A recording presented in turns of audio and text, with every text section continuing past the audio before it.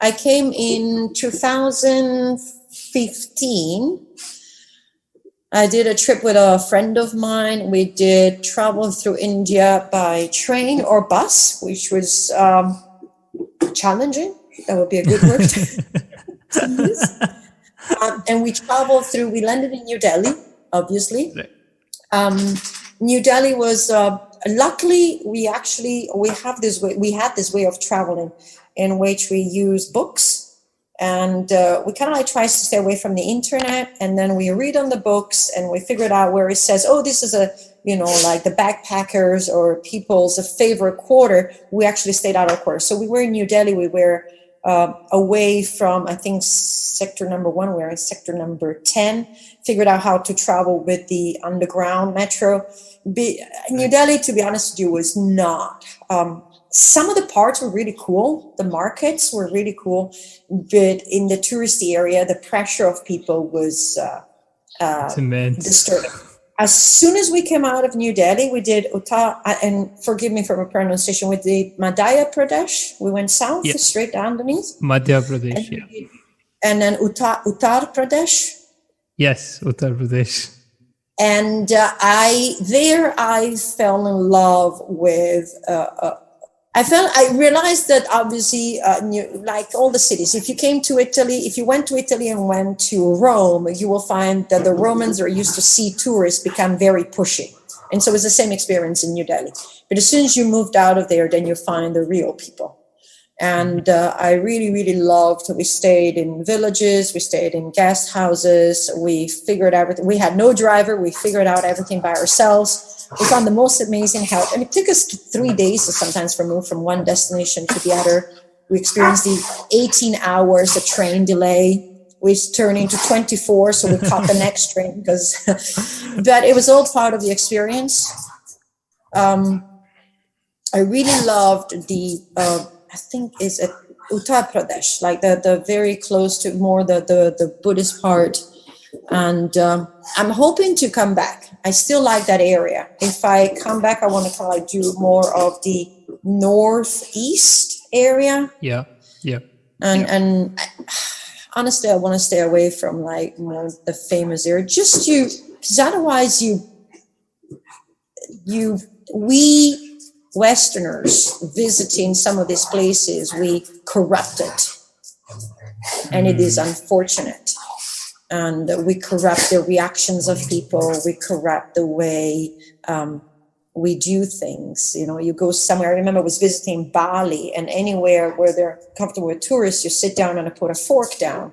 But as soon as you go inside the inland of Bali, they serve you the bowl, and you're supposed to eat with your right hand. And so as a person, what you should not ask is, do you have a fork? But actually, you should use your right hand.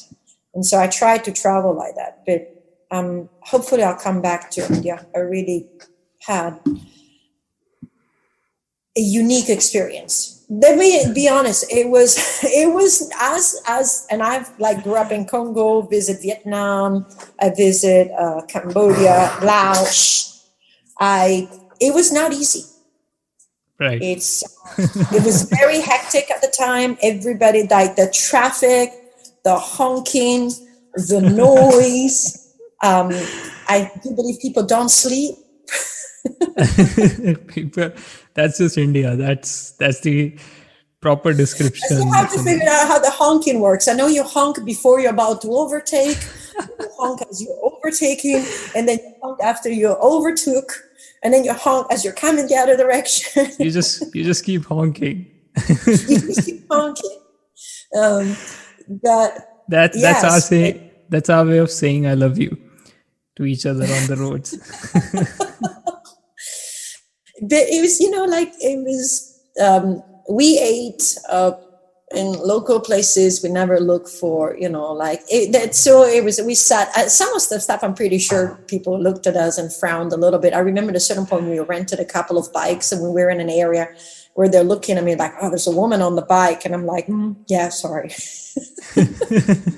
And we were in a village and the kids started playing with the bikes and it was a girl. And I said, do you want to play with my bike? And she was just like, no, I can't go on the bike. So I realized that as a woman, maybe I wasn't supposed to be on the bike, but So some stuff maybe we rudely do through, but I really loved it. When the temples, the food, the colors, even the smells. I mean, and one of the things, we visited Varanasi, which is very famous, but we stayed away from the top. We stayed in the south of Varanasi. It was very interesting to see, for me, the experience of the culture, for example, the line between life and death in the Western world is like, we don't talk about death. And to me, it's like, well, that is the only guarantee we have in life. The moment you're born, there's one guarantee in your life is you're going to die.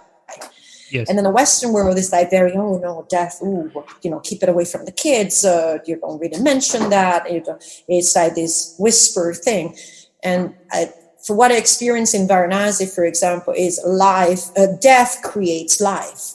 So the people are around the dead people, but as the body's burning, the goats are eating the flowers that were around the neck of the dead person, and they're in a pile.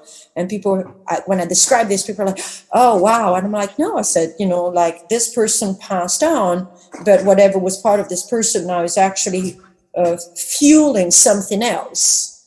And the people stand around in it, and there's a comfort of saying, well, no, I acknowledge death because it is part of life. That was one of the things that I really liked, that I absorbed from the Indian culture in general, obviously, and not everybody. It's not a whisper thing. It's kind of like, hey guys, remember, we're born, we die. And from death comes life. And that was one of the experiences that for me was like really, really important. And the other one was the rich and the poor, right? There's this astronomical vortex. I mean, it's like the Marianas Trench. I arrived there, and what I pay for my ticket to get there, I realized that there might be families that might not see that in their entire lives. I remember we were in places we paid like 30 rupees for, to eat. And I did the conversion. I was just kind of like, wait a minute, I'm paying cents to eat? Cents, not dollars, cents to eat. So seeing that, but then I realized, learning that is like, okay, if you are privileged, you're privileged to help others. And so that this is how you do it. And so we learn every morning we will buy a bag full of food. And as we went through the roads, whoever asked, we distributed food. And it's just like, don't be ashamed of who you are, but use what you are to benefit others. So those are some of the lessons I learned.